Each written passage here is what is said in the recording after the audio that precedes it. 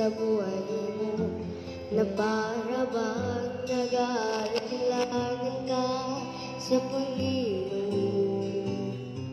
Nag-iisip ka kung ano ang iyong gawin, ngunit nanatili pa rin sa buhay mo. Huwag mong walang ng pag-asa, kaibigan.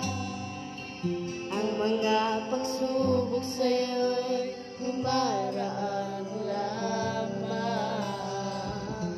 Asahan mong may handang tutulong sa'yo at tinitibay si Jesucristo.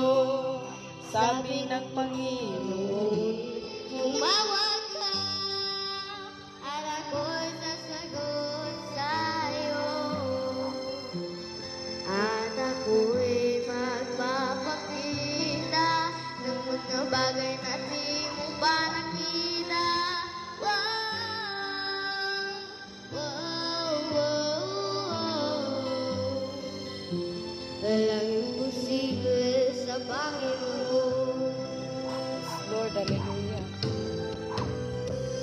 Bakit minsan kay dali nating lumimot sa bangin?